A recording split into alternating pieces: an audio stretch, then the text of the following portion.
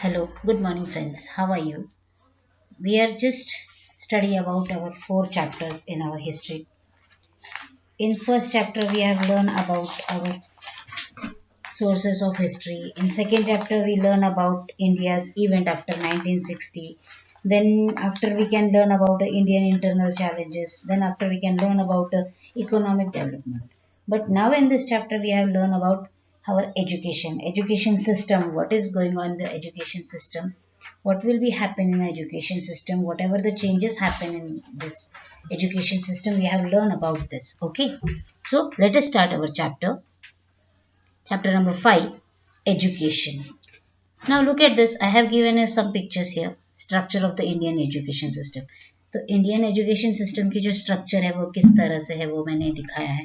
But अभी अगर हम देखें तो ये हमारा 21st सेंचुरी चल रहा है.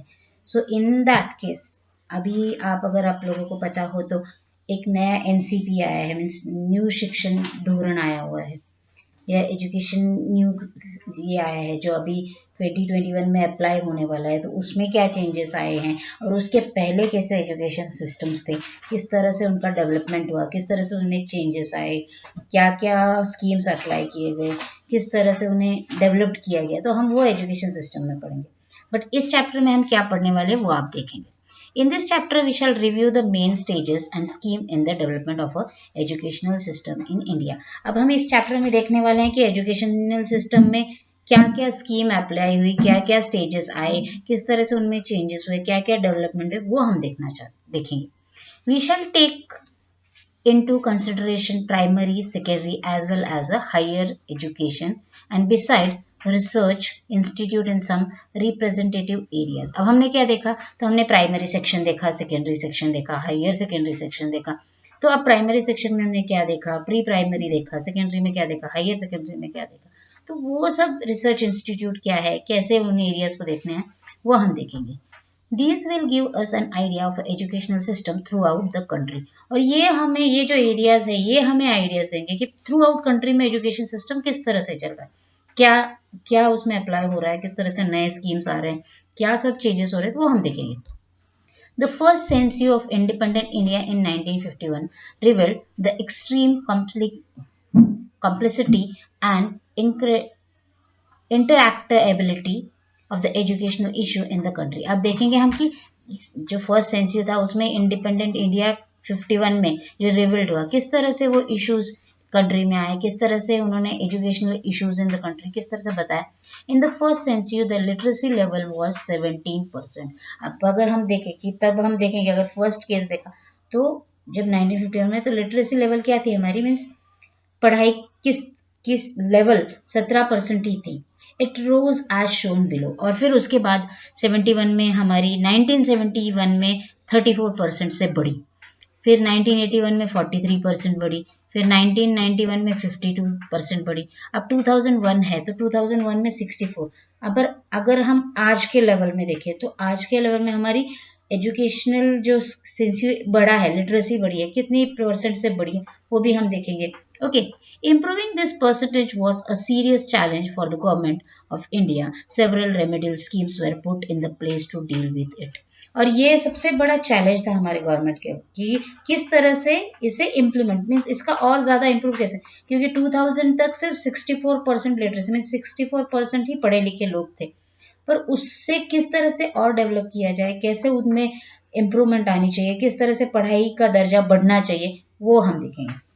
Now first point is our primary education.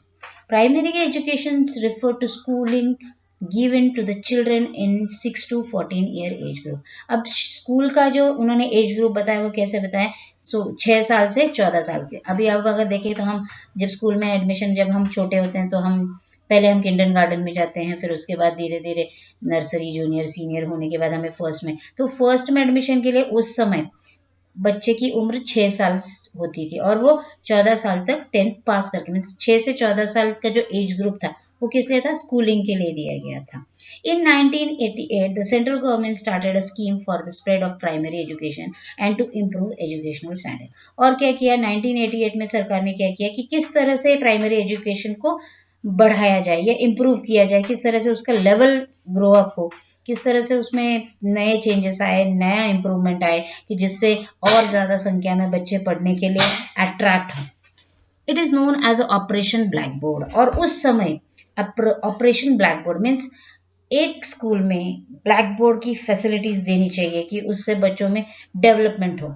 The government made fund available to help improve the standard of the school and to fulfill minimum educational need such as at least 2 proper classroom। और तो और उन्होंने कैसे किया कि एक उन्होंने जो स्कीम अप्लाई की वो मीन्स उन्होंने क्या किया, गवर्नमेंट ने पैसा फंड अवेलेबल किया और उसके बाद उन्होंने किस तरह से इम्प्रूवमेंट किया, तो उन्होंने क्या किया, स्कूल किस तरह से होनी चाहिए, मतलब अब एजुकेशनल नीड क्या होती है, सच एटलीस्ट 2 प्रॉपर क्लासरूम, बच्चों को पढ़ने के लिए एक रूम, प्रॉपर क्लासरूम्स होने चाहिए, टॉयलेट्स होने चाहिए, one of the 2 teachers to be female, a blackboard, map, laboratory apparatus, a small library. और तो और उनका मानना था कि स्कूल किससे होनी चाहिए कि प्रॉपर क्लासरूम होना चाहिए, क्लासरूम है तो फिर बच्चों के लिए टॉयलेट की फैसिलिटीज होनी चाहिए, इवन ब्लैक बोर्ड होना चाहिए, मैप्स होने चाहिए, लेबोरेटरीज होनी चाहिए। लेबोरेटरीज में जो एपरेटर्स होते हैं मीन्स चीज़ें, जैसे कि अगर हम साइंस लैब देखते हैं तो उसमें एक्सपेरिमेंट्स के लिए एपरेटर्स होते हैं, तो वो होने चाहिए। अ स्मॉल लाइब्रेरी, अ प्ले ग्राउंड, स्पोर्ट्स इक्विपमेंट, ये सब चीज़ें। अगर हम स्कूल देखें तो स्कूल हमारे सामने स्कूल कैसे खड़ी होती है कि हाँ बड़ी सी बिल्डिंग है, पॉश है, पूरा प्लेग्राउंड है, प्लेग्राउंड में फुटबॉल ग्राउंड है, बास्केटबॉल ग्राउंड है, हॉकी ग्राउंड है, बच्चों को खेलने के लिए अलग अलग इक्विपमेंट्स है, बच्चों को पढ़ने के लिए ब्लैक बोर्ड की सुविधा दी जाती है। तो ये सब चीज़ें हमें स्कूल के डेवलपमेंट के लिए देखनी पड़ती है। These schemes help the primary education system to gain some mementos. और इस वजह से क्या हुआ, जब ये ऑपरेशन ब्लैक बोर्ड स्टार्ट हुआ तो इस वजह से क्या हुआ कि प्राइमरी एजुकेशन के जो सिस्टम है उसमें ज़्यादा बढ़ोतरी होने लगी, मीन्स गेन होने लगा, और तो और वो एक लेवल उसकी बढ़ने लगी। Do you no, after the formation of Maharashtra state in 1960, the government took the decision to implement a common statewide curriculum for standard 1st to 8. Principal Sayyid Rufi of a state college Mumbai was assigned the task of preparing the draft of this curriculum। और फिर उसके बाद क्या हुआ, curriculum means बच्चों को किस तरह का स्टडी होना चाहिए, इम्प्लीमेंट कैसा होना चाहिए। तो after the formation of Maharashtra state in 1960, Maharashtra state में जब 1960 में गवर्नमेंट ने एक डिसीजन किया कि इम्प्लीमेंट कैसा होना चाहिए, कॉमन स्टेट वाइज करिकुलम होना चाहिए, मीन स्टेट वाइज करिकुलम होने चाहिए। तो स्टैंडर्ड 1 से लेके 8 तक का किस तरह का करिकुलम मीन किस तरह का पढ़ाई का स्ट्रक्चर होना चाहिए वो उन्होंने बताया। तो उसके लिए प्रिंसिपल सैयद रफ़ी जो ST college Mumbai was assigned the task of preparing the draft of this curriculum. तो जो एसटी कॉलेज के प्रिंसिपल थे सैयद रफ़ी, उन्होंने ये टास्क दिया कि मैं प्रिपेयर करता हूँ किस तरह से करिकुलम बच्चों के लिए होना चाहिए 1st to 8th स्टैंडर्ड के लिए, right? Then in 1994 the scheme was expanded and provision was made for one additional classroom for appointing one more teacher in the school with an enrollment of more than 100 students। और उसके बाद क्या हुआ, 1994 में ये scheme expand हुई, provision expand हुआ कि एक और एडिशनल क्लासरूम होना चाहिए और एक और एडिशनल टीचर भी होना चाहिए। पर वो किस तरह से होना चाहिए कि उस क्लास की स्ट्रेंथ एटलीस्ट 100 स्टूडेंट होने चाहिए और उस तरीके से मीन्स उस तौर पे एनरोलमेंट टीचर्स की जानी चाहिए, with priority given to girls schools with a majority of a scheduled caste and tribe students and school in rural areas। और तो और उन्होंने क्या किया कि ये प्रायोरिटी ज़्यादा से ज़्यादा लड़कियां स्कूल में आनी चाहिए, शेड्यूल्ड कास्ट हो, शेड्यूल्ड ट्राइब हो, स्टूडेंट्स के लिए ये स्कूल रूरल एरियाज में ज़्यादा से ज़्यादा स्टार्ट की जानी चाहिए। It was also made binding upon the state government to appoint female teachers to 50% of the post in school। और तो और उन्होंने क्या किया, 1st to 4th के लिए 50% फीमेल टीचर्स ही होने चाहिए ताकि वो उन प्रॉब्लम्स को समझ सके। Again in 1994 the district primary education programme, और फिर अगेन 1994 में district primary education programme DPEP was started with the objects of universalization of primary education। और तो और इस प्राइमरी एजुकेशन को यूनिवर्सलाइजेशन करने के लिए ज़्यादा तादाद में इसकी बढ़ोतरी करने के लिए किस तरह से इम्प्लीमेंट किया गया। It was implemented in 7 state including Maharashtra. और तो और ये पूरे 7 स्टेट्स में महाराष्ट्र के साथ इंक्लूड किया गया। The plan envisage 100% attendance in primary schools, arresting student drop out education for girls and for the physical। और तो और ये प्लान ऐसा था कि 100% अटेंडेंस इन प्राइमरी स्कूल में 100% अटेंडेंस और तो और लड़कियों के साथ साथ जो फिजिकल हैंडीकैप बच्चे हैं उनके लिए भी drop out education for girls, girls के लिए भी एजुकेशन होना चाहिए. If including programs such as research on the evolution of a primary education, alternative education, creating सोक्रेट awareness etcetera. और तो इस वजह से क्या हुआ, प्राइमरी एजुकेशन का जो इवेल्यूशन होगा उसके लिए अलग अलग क्रिएटिव सोशलिस्टिक अवेयरनेस भी होना चाहिए. बच्चों में अलग अलग अवेयरनेस होना चाहिए. स्कूल किस तरह से आ सकते हैं, वो किस तरह से स्कूल के लिए अट्रैक्ट हो सकते हैं, तो उसके लिए भी उन्होंने अलग अलग स्कीम्स स्टार्ट की. The midday meal scheme was started in 1995 to provide proper nourishment for student.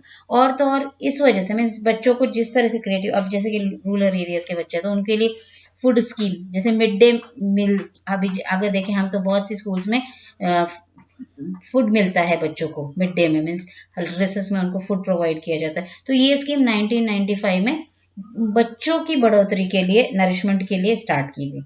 Can we achieve this?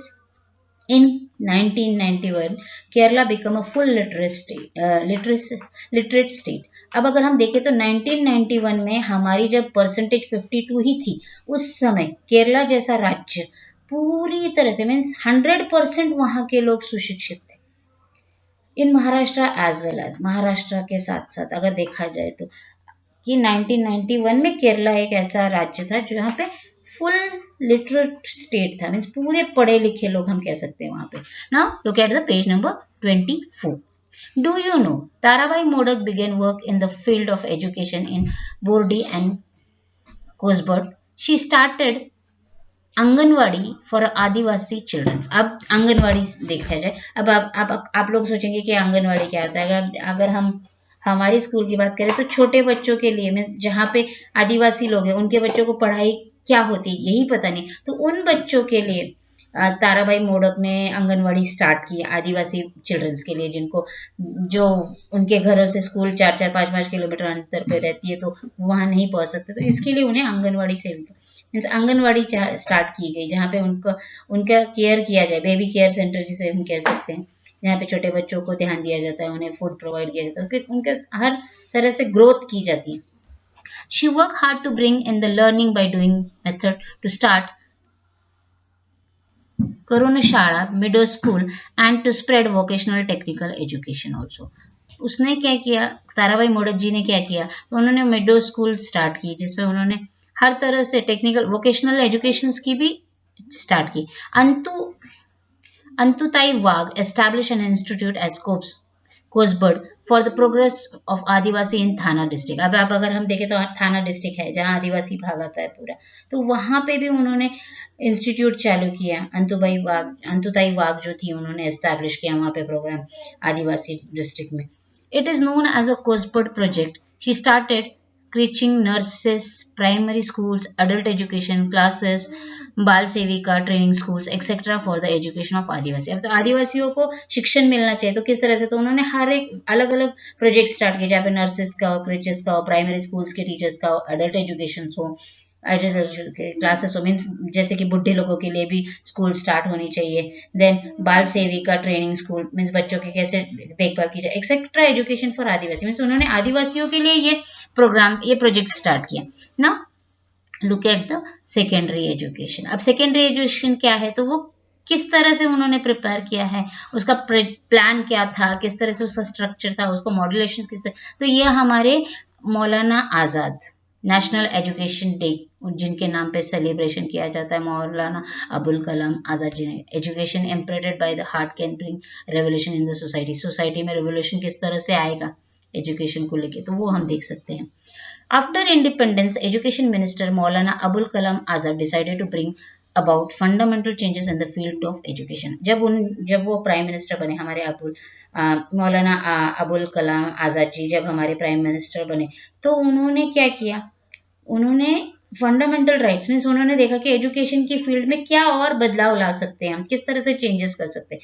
The university education commission was set up for the purpose और उन्होंने एक एजुकेशन कमीशन सेटअप किया जिस एक purpose से उन्होंने वो commission, this commission recommended the appointment of a separate commission for secondary education. और ये कमीशन ऐसा था कि सेकेंडरी एजुकेशन मीन्स 8वीं के आगे के जो होते हैं उन्हें सेकेंडरी एजुकेशन जिन्हें कहा जाता है, उनके लिए 8वीं से आगे जो उनके लिए एक अलग कमीशन अपॉइंट किया गया, सेपरेट कमीशन बनाया गया।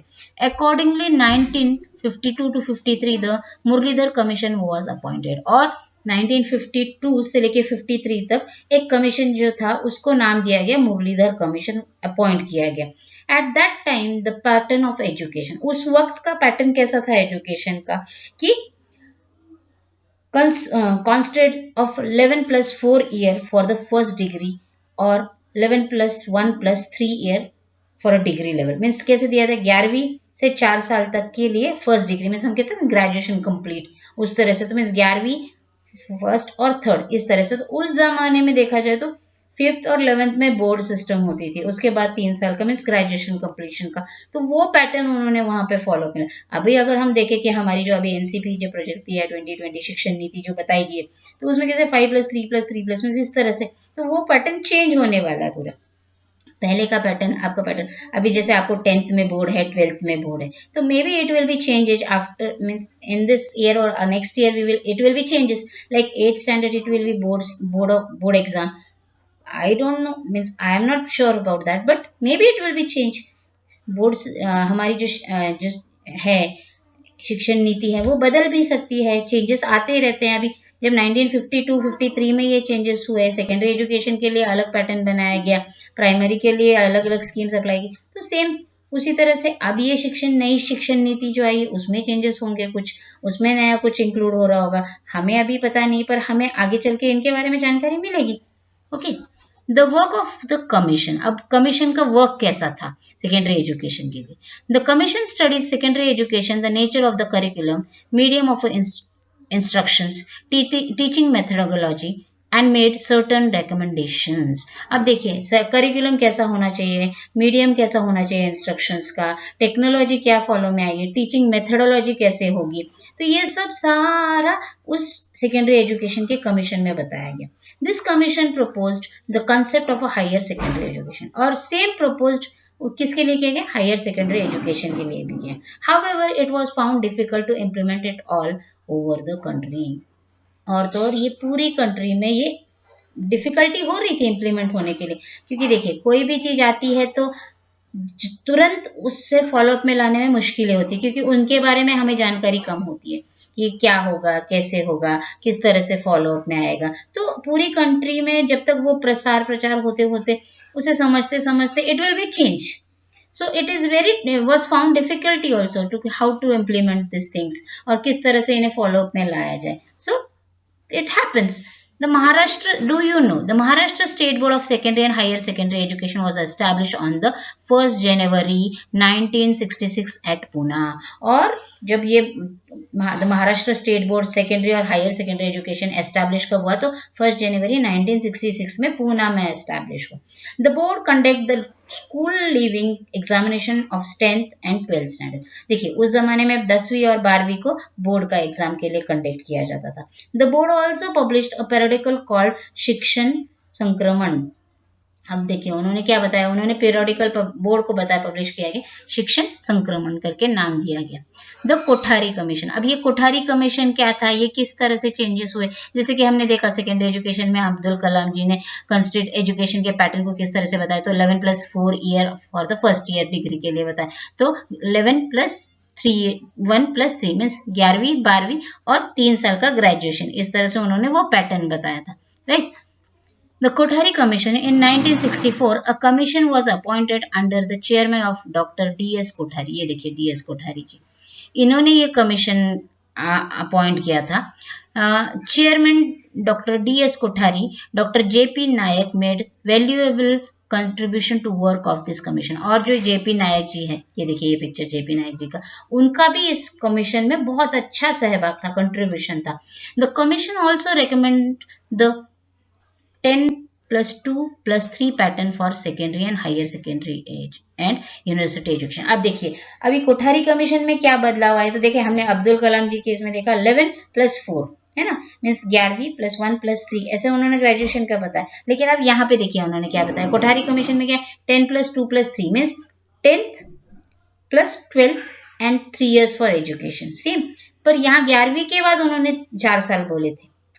After 11th, they called the 4 year for a graduation. But in this Kothari Commission, it will be changed. The pattern will be changed. What is pattern and given from Kothari Commission? It's 10 plus 2 plus 3. Means 10वीं, 11वीं, 12वीं और उसके बाद 3 साल के graduation का उन्होंने पैटर्न बताया। और वो भी पैटर्न किसके लिए फॉलोअप में है? सेकेंडरी के लिए, हायर सेकेंडरी के लिए और यूनिवर्सिटी। मीन्स देखिए 10वीं हमारा बोर्ड का पेपर हुआ, उसके बाद 11वीं, 12वीं भी हमारा बोर्ड हुआ, उसके बाद के जो 3 साल है वो हमारे डिग्री के लिए बताए। Yes, the system was implemented from 1972 और ये सिस्टम कब इम्प्लीमेंट में आया? तो 1972 में कोठारी कमीशन में ये इम्प्लीमेंट में आया। और ये 1952 और 53 में 11 प्लस 4 मीन्स 11 प्लस 1 प्लस 3 इस तरह से उन्होंने फॉलोअप में लाया था सेकेंडरी और हायर सेकेंडरी के लिए। Okay, the commission also suggest a uniform national system of education. और तो और कोठारी कमीशन में ये भी सजेस्ट किया गया कि बच्चों को यूनिफॉर्म मिलने चाहिए, right. They have to prepare a uniform, means school लगनी चाहिए ना हमें। The inclusions of the mother tongue Hindi and English in education as well as a continuing education। और तो और उन्होंने क्या किया, उन्होंने और एक मीन्स एक इम्प्लीमेंट किया कि मदर टंग भी बच्चों को उसमें सिखाई जानी चाहिए, Hindi English in education. Means उनके जो भी शिक्षण का विभाग होगा या शैक्षणिक भाग होगा उसमें हिंदी उनकी मदर टंग के साथ साथ हिंदी इंग्लिश भी होनी ही चाहिए।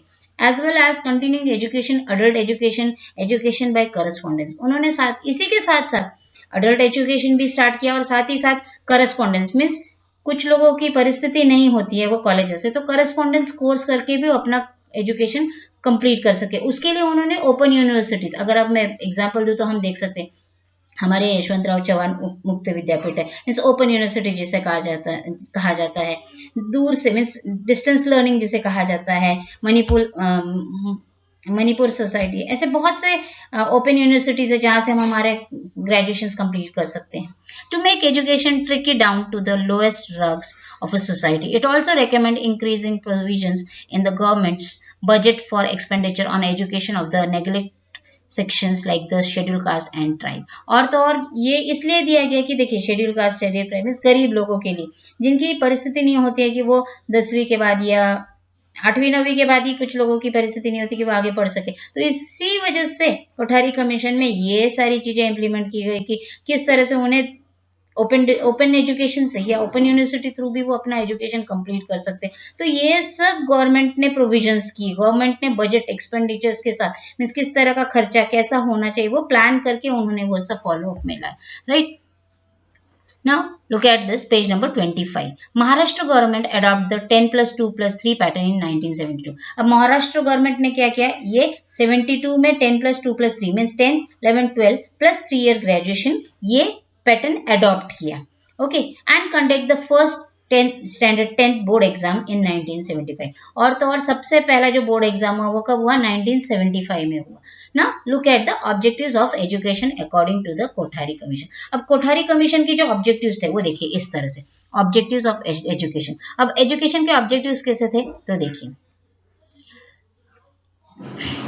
मॉडर्नाइज भी देखा जाए तो सोशल एंड नेशनल इंटीग्रेशन। अब देखा जाए तो सोशल और नेशनल इंटीग्रेशन मीन्स लोगों को सोशल होके जो भी जानकारी मिलनी चाहिए वो पूरी अच्छी तरह से होनी चाहिए, हर तरह से उनको एजुकेशन की और बढ़ाना चाहिए।